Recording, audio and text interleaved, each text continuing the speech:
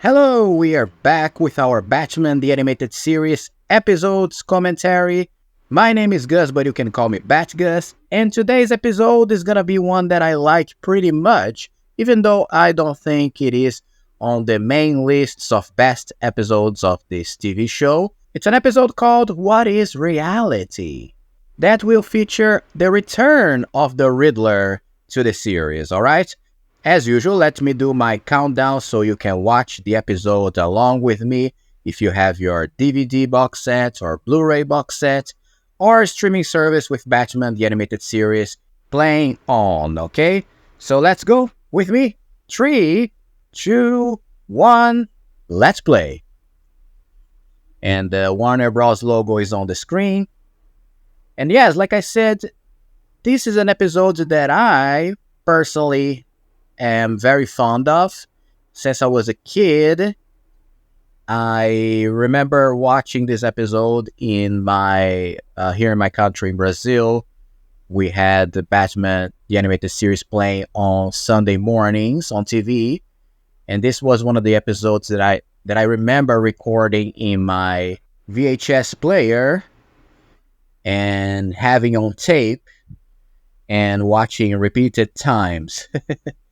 And many people consider this one a silly episode. I think it is probably on those lists of worst Batman the Animated Series episodes, which I disagree because I like it very much.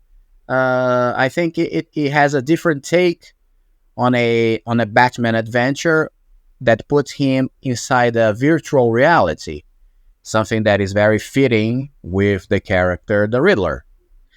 And I love this kind of adventures that Batman has to go into a different universe or a universe that he's not used to. And in this case, that's exactly what happens. So the episode starts with this man, rich guy, jogging on the street, and he stops by an ATM to get some money out, presses some buttons, and then a riddle shows up on the screen. And he tries to cancel the transaction, but then the machine doesn't answer, and he stops punching the thing. But then the ATM shows a balance of 5 million or something for him. He gets happy for a moment. Then all of a sudden, it goes down to 0, and he gets angry again. And yeah. Then we go. We see the stock market, and the guys working there.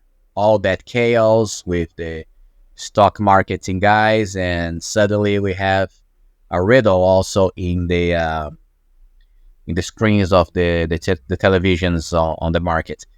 Then we go. That's an unusual scene. We see Dick Grayson and Alfred on a line of a bank. They're waiting to be attended by the people in the bank, and the same thing happens there. A riddle shows up for the computers of the bank. So probably somebody's hacking the systems of the city. Commissioner Gordon gives an interview in front of the station, and he avoids all the reporters and heads straight to his office. And there, obviously, he's going to meet Batman. And Batman already knows that Edward Nygma is back with his riddles. So this is a Riddler plot, and it always has to do with something technological or some kind of plots that will revolve around mind games, and this is pretty cool. So Gordon receives a call that the police received something downstairs on the first floor of the station. It is a big box with many question marks painted on it. So that's the Riddler's thing, right? Meanwhile, some guys that are dressed as cops, disguised as cops that probably work for the Riddler, are able to enter the file room in the station and get their hands on his file, his criminal file, which is very interesting. And then we see this very cool scene with Batman and Robin trying to decipher the box. That looks like a Chinese box, or a Baxter box, like Robin says, that it needs to be solved to open. So here we see a great help of Robin in this case. The box opens and we see this huge panel with two chairs and these buttons and stuff, and nobody understands what the heck is going on, right? Then we see there was a camera in the room, and this camera shows images straight to the Riddler's lair, where we see Nigma finally on the episode, and he's watching the whole police action, right? Meanwhile, he receives his own files that the criminals disguised as cops retrieved, and he's able to destroy those documents. Then we have this very very funny scene where in these panels that are that the Riddler sent, there are some helmets with cables connected to them, and these will be the helmets that will take Batman and Robin to the virtual reality later in the episode. But there was one brief moment in a scene. It already passed, but it was one scene that we had all the characters painted and only Robin in black and white. A little mistake of the animation. It's so funny to pick on these things. I'm sorry. This episode, the animation style, it's okay, but it's not one of the best, I guess. And but later in the virtual reality world that Batman will enter, there will be many interesting decisions in animation, right? Or many interesting things that the animation will do. And then we see Batman discovering where the goons of the Riddler will attack next to get some of his documents or files about him, and we're gonna have this fight between them. Anyway, so let's talk about the Riddler a little, right? Because this is one of my favorite characters from the Batman's rogues. Maybe it is on my top 5 Batman villains. I haven't done a top 5 Batman villains so far. Maybe I will do someday a list like that here in the channel. But if I think now, probably the Riddler will be my 4th or 5th top 5 Batman villains. And because I like the whole, just like this episode portrays, the whole mind games that he plays with Batman, and the whole technological challenge that he presents to the Caped Crusader. And Batman himself is a technological superhero, right? He uses a lot of technology to fight the villains. So to have a foe that also requires the aids of technology to be able to challenge Batman, it's very fun. And at the same time, he is not the Joker, right? He's a totally different kind of villain. He is an egomaniac, which maybe the Joker is as well, but in his case, he's an egomaniac in the sense of he's the smartest man in the room. And he wants to fool everybody. He finds pleasure in fooling everybody around and be the one who controls the narrative by his intelligence. So that's what I think is fascinating about this character.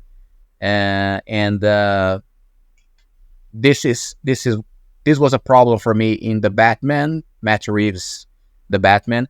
There are elements of that Riddler that I like. I think he still has the whole he is the smartest man in the room, and he controls the narrative, or he reveals secrets of big shots or criminal underworld through the riddles.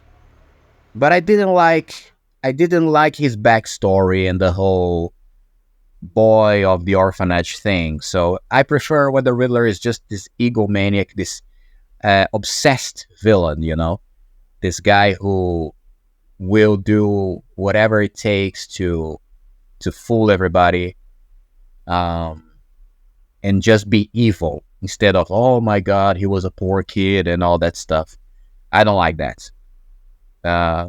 We need more villains that are basically egomaniacs and narcissists, just like many of the villains of the world are today. So that's what I like about this Riddler here in the cartoon, and also the Riddler of Jim Carrey. He's totally egomaniac. So here we just had a scene where Robin showed the virtual reality to Gordon, and both of them entered this VR world. But Gordon ended up trapped inside the virtual reality because the Riddler made a trap, and his mind is now trapped inside the VR world. And it's a very cool and bizarre thing, right? To trap someone's mind inside a computer. So and Robin wasn't able to do anything to remove the helmet. I mean, if he cannot remove the helmet from Gordon's head, because if he does, he will maybe kill the man. I don't know, or put him in a coma forever, because his mind is completely trapped. And Batman is forced to go to the police station as well, and there he finds Robin knocked out, because Robin tried to remove the helmet, but he was shocked by the system. And so Batman checks Gordon's condition, and in the computer screen, the Riddler shows where his mind is now, and basically he's in a kind of spinning vehicle that is used by NASA to train their astronauts in very high G-force conditions. And Gordon is in one of those vehicles inside virtual reality. So so Batman will be forced to enter the virtual reality as well to be able to save the man. He tries first to disconnect the system. He tries to think about other choices of how to disable the whole computer, but it's very clear that the Riddler thought about everything. So the only way to face the Riddler is to enter the reality. He places a comm in his ear to be able to talk with Robin during the projection, and there you go, he's in. This is my favorite scene of the episode. We see Batman in this world that is completely red, by the way. a very interesting depiction of virtual reality. And Batman himself is completely red, which is a very cool look for him, his suit. And that was something that I really liked about this episode when I was a kid. The whole, uh, the whole imaginative world that he's in. He enters this room where there are these floating question marks, and uh, they fire balls, explosive balls on him. It's just a crazy world. I love this kind of thing. I love it. And Batman dodges the those explosive balls. And actually, he is in this hall, right? This hallway that has these doors, and all these doors have these names. And no matter which door he enters, he faces a different challenge. He enters another door, and there is a train that comes in his direction and almost kills him or almost hits him, right? And the Riddler, he has a big floating head above Batman talking to him. It's amazing. I love this. I love it. Um, and Robin is trying to guide Batman, right, to enter the right doors and make the right decisions to be able to find Gordon. At the same time, the Riddler is taunting Batman uh, uh, with this big floating head. So Batman enters now another door, and this room has a huge chessboard floating in space, which is amazing. I love it. I love this. And now these huge pieces start to form over the board, and the Riddler's head becomes a moon, right, and disappears into the space. Oh man, I love it. I just love this. I know I'm saying this a lot, but I really love this kind of Batman adventure. And the pieces start to attack Batman with their spears and swords, and Batman he steps on a wrong uh, part of the board, and the thing breaks. He almost falls into space, and one of the riddles had something to do with night, which is one of the pieces on the board, nightfall. And whilst Batman understands that, the knight, he places the sword on his shoulder, making him a knight. And then comes the best part of the episode, that he becomes a knight, and he transforms, his suit transforms into a armored suit, like in the old style of Arthur's armored knights, right? Like in the Middle Age armored knights. And this is the coolest look for Batman. Not only that, but he rides a Pegasus that flies in space. I mean, this is wonderful. It's absolutely fantastic. Uh, Such a cool look for him, dressing this armor, and his helmet has this very bizarre ears and iron ears, right? Uh, and at the same time, he's riding the horse in space, and once he passes by the Pegasus constellation, the stars form a bull that's run after him, and he has to jump from the Pegasus and falls back into Riddler's reality.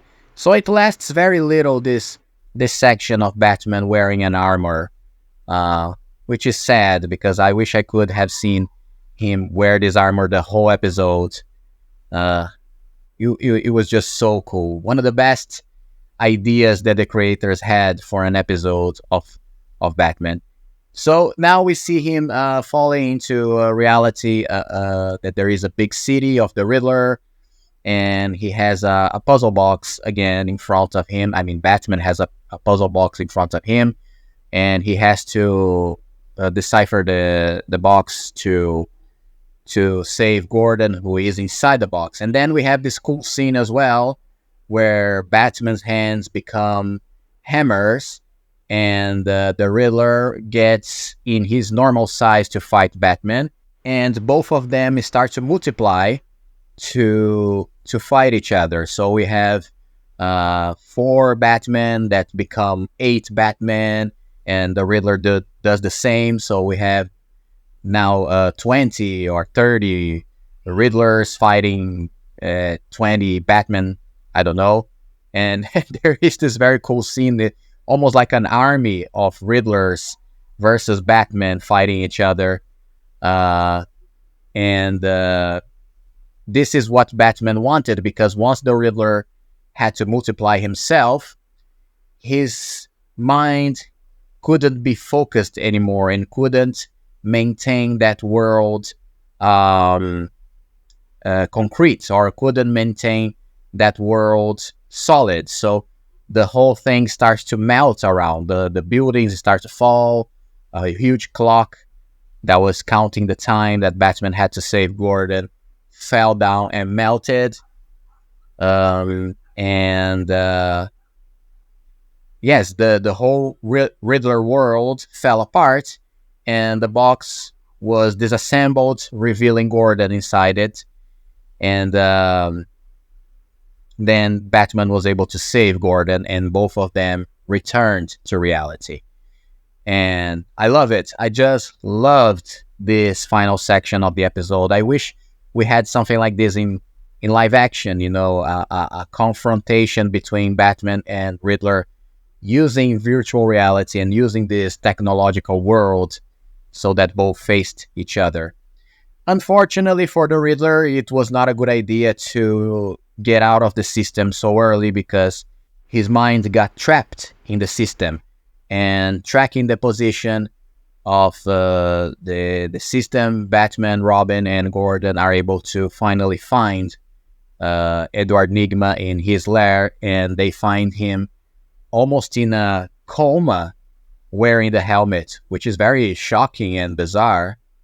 And there were rumors that the Paul Dini and Bruce Timm would continue this storyline in another episode, in another idea where Riddler would wake up in a hospital, but they never really came back to that. And the next time we see the Riddler is another story. But anyway, this is the episode. I love it. I love this episode. I wish that the whole episode was the whole virtual reality world, but for what we got, it was great. So thank you very much. If you are liking the content of BATGUS, please don't forget to leave your beloved like in this video, and also your most welcomed subscription to the channel. All right, see you in the next Bat video, and bye bye.